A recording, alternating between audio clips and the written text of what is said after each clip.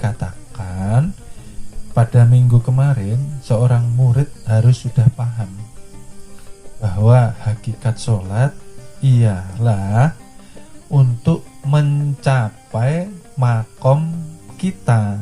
Nah, harus paham ya, khususnya yang di daerah-daerah. Makom kita ini apa? Makom kita ialah fana ya. Arti fana itu tiada. Jadi adanya kita ini bukti dari keberadaan adanya Tuhan melalui zat dan sifatnya. Nah, pelan-pelan ini kita pahamkan ya. Jadi di dalam sholat untuk tahap makrifat ya, yang sudah mengenal,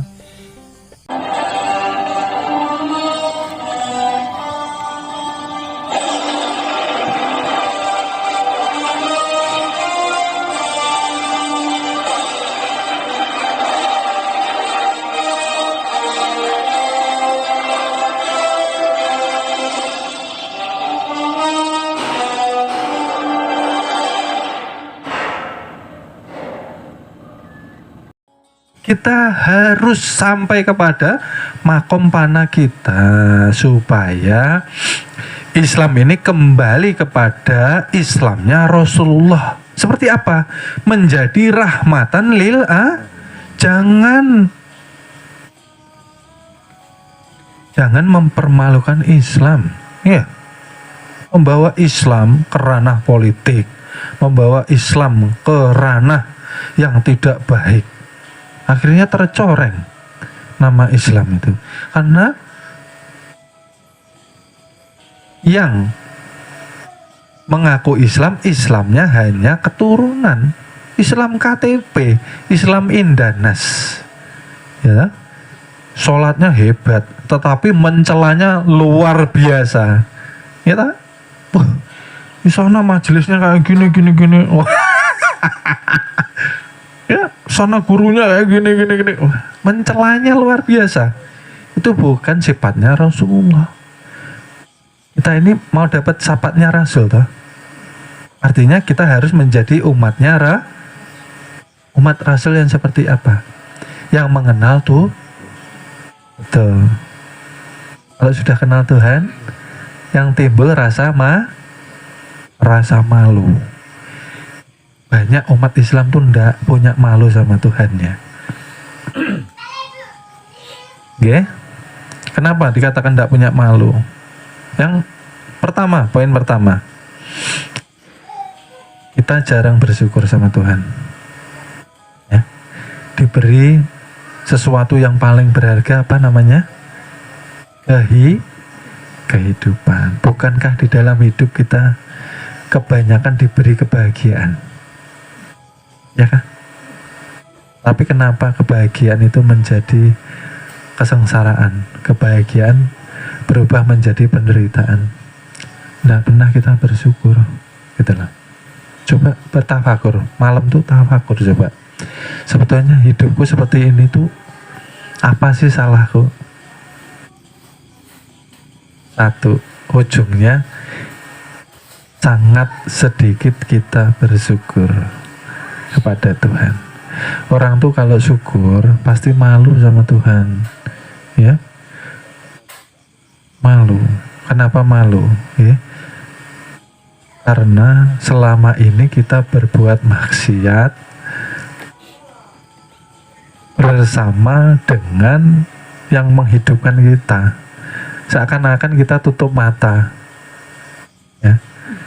Manusia itu kalau bergeraknya dengan nafsu, bergeraknya dengan sifat hewannya, dengan sifat syaitannya, dikatakan dia itu bukan manusia.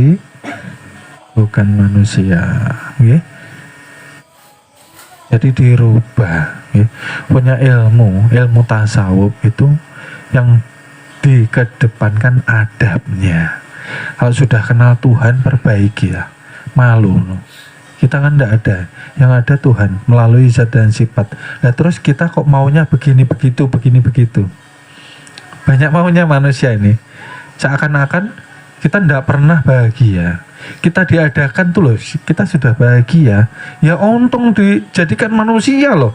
Kalau dijadikan kucing, dijadikan ayam setiap hari disembelih. Nah kan di situ aja kita harusnya bersyukur toh. Kenapa dijadikan hewan? Karena selama hidupnya menuhankan sifat hewan. Kenapa dijadikan seton? Karena di kehidupannya selalu menuhankan sifat setan. Itu loh. Kita masih hidup, masih diberi kesempatan untuk memperbaiki hidup. Hidup tidak sekarang aja. Ya saya ingatkan lagi supaya tidak lupa. Hidup sekarang itu sebentar, ada expirednya, ya kan? Kita ini masih duduk di sini, alhamdulillah loh, bersyukur. Ya, tetangga 3 rumah sebelah sudah pulangan, masih muda belia. Artinya apa? Ini perlu saya ingatkan, karena manusia itu sifatnya lalai dan lupa. Yuk dikalkulasi, umur kita ini sudah setengah abad. Ya. Kenapa kita tidak memikirkan keselamatan kita? Kalau kita mikir keselamatan kita, semuanya diikuti sama sama dunia, ya. Seperti itu, nggak usah khawatir. Kalau kita mempunyai rasa was-was khawatir terhadap apapun itu, artinya itu supiah menyusup ke dalam hati manusia. Kalau sudah menyusup ke hati manusia, bisa beribadah enggak? Bisa zikir enggak? Zikir itu kan bukan ucapan. Zikir itu di dalam rasa yang selalu bahwa kita selalu fana dan bako lalu dengan Tuhan. Kita ini hidup jangan meragukan yang sudah dijamin Tuhan. Ragukan keselamatan kita, gitulah. Islam itu sudah rahmatan lil alamin atau menjadi ancaman.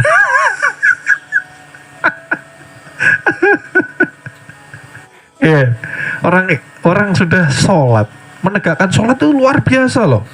Artinya apa? Kita melihat Muhammad yang ibadah, bukan kita ayo baiki. Ya. Yang menimbulkan ibadah tadi siapa?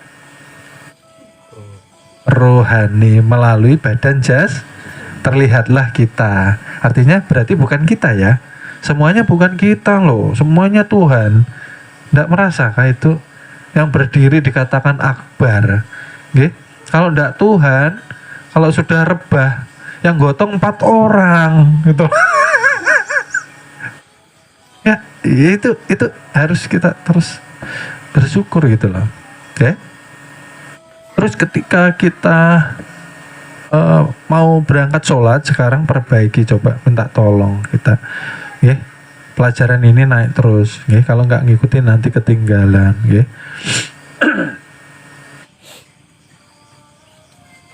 Mengikuti Rasul itu zahir batin, ibadah juga zahir zahirnya kan sudah diajari dari kecil sholatnya. Bagaimana sholatnya bisa bagus? Lah kok khusyuk toh? Wong kita bukan yang sholat kok, mau belajar khusyuk. Kalau khusyuk itu berarti kita yang merasa sholat dong. Sholat itu merasakan dan melihat kebesaran Tuhan. Supaya apa? Supaya timbul kesadaran diri untuk mencapai makom panah. Kalau sudah panah jangan lagi dipakai sifat hewan dan sifat itulah maksudnya. Akhirnya rahmatan lil alamin.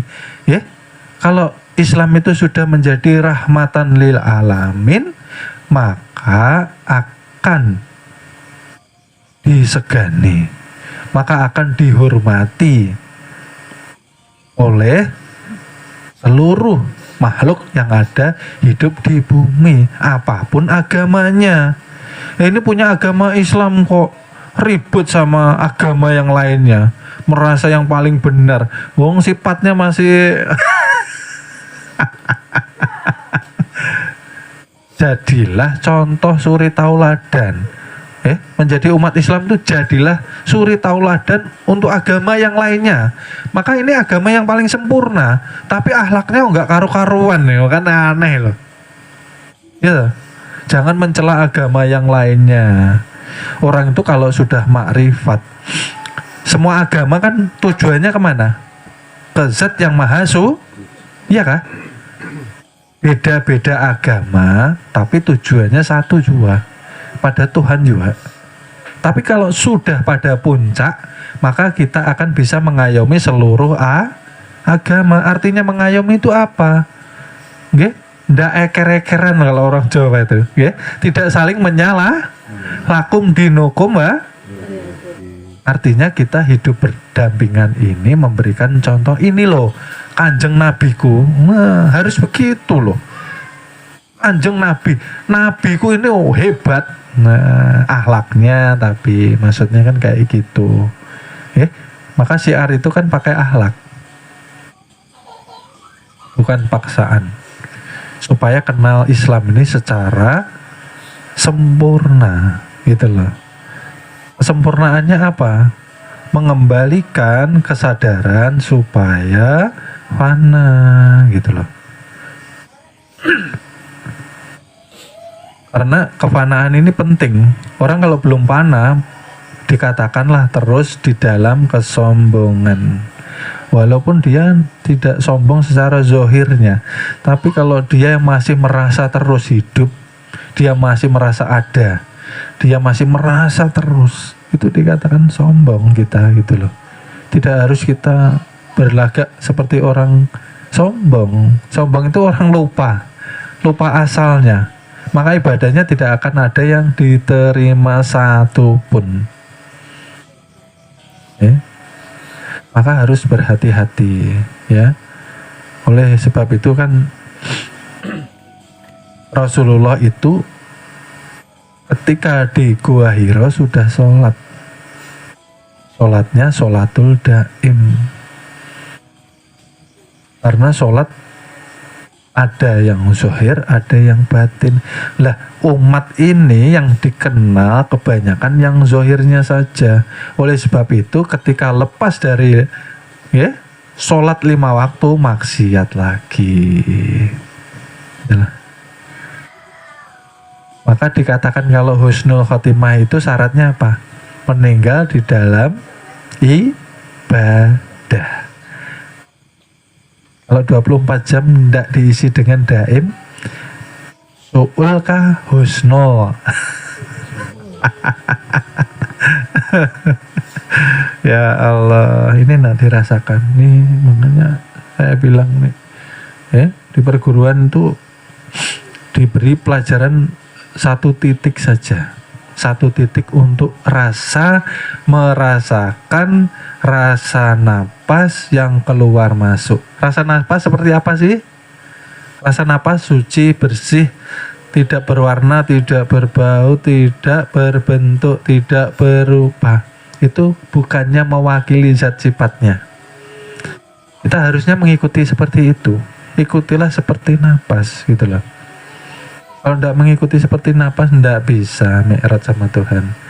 Karena napas itulah hakikat Muhammad, Rasul utusan yang akan menyampaikan kita kepada Tuhan. Lah kalau makom kita masih kotor, masa iya kita bisa? Gitu loh. Kalau kita masih pakai sifat hewan dan syaitan, ini hancur lebur loh ini. Hati-hati loh. Murid ini saya ingatkan lagi ya, di perguruan tidak diajarkan kita mati, tidak diajarkan. Justru di perguruan diajarkan bagaimana kita bisa hidup abadi. Bagaimana seperti itu? Bisakah? Kita berasal dari mana? Kita berasal dari nur. Bukannya nur itu kekal abadi. Karena nur bagian dari keilahian. Nur bagian dari ketuhanan. Jangan sampai menyebut kita berasal dari tanah. Kalau stop di tanah hancur. Tanah berasal dari anasir air dari anasir angin dari anasir nar atau api dari nur. Harus kembali. Asalnya dari Tuhan harus kembali kepada Tuhan. Asalnya nur harus kembali kepada nur. Lah kalau kita hidup di dunia berkelakuannya seperti hewan dan syaitan, kembali kita kemana? Ke fase hewan dan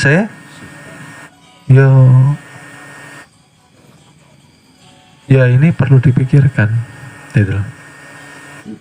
Oleh sebab itu kita diberikan akal pikiran, itu hidup kan pilihan.